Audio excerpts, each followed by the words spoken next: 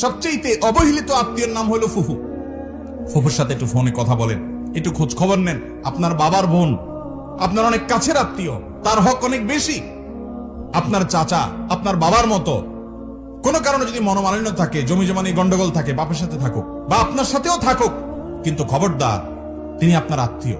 কিয়ামতের দিন বান্দার হক, মানবাধিকার সম্পর্কে যখন আপনাকে প্রশ্নের মুখোমুখি হবে, যেই মামলার নিষ্পত্তি আল্লাহ নিজেও করবেন না, ওই মানুষ থেকে মাপ নিতে হবে, সেই মামলা আপনি ধরা পড়ে যাবেন, তখন আপনি বিপদে পড়বেন। এই জন্য সেই সময় যেন আপনি মুক্তি পান, নাজাত পান, এই জন্য চাচার সাথে সম্পর্কটা ভালো রাখবেন। চাচাতো ভাই বোনদের কোনো হক নষ্ট করবেন না, ফোনে যোগাযোগ রাখবেন। এই যে সম্পর্ক বজায় রাখা, খোঁজ খবর নেওয়া, বিপদ আপদে পাশে দাঁড়ানো, এক। নাম্বার 2, দানের ক্ষেত্রে অন্য গরিবের চাইতে আত্মীয়দেরকে প্রায়োরিটি দিতে হবে। আপনি যাকাতের টাকা দিবেন, আপনার আত্মীয়ের ভিতরে যদি গরিব লোক থাকে, আপনার চাচা, আপনার চাচাতো ভাই বোন, আপনার ফুফু,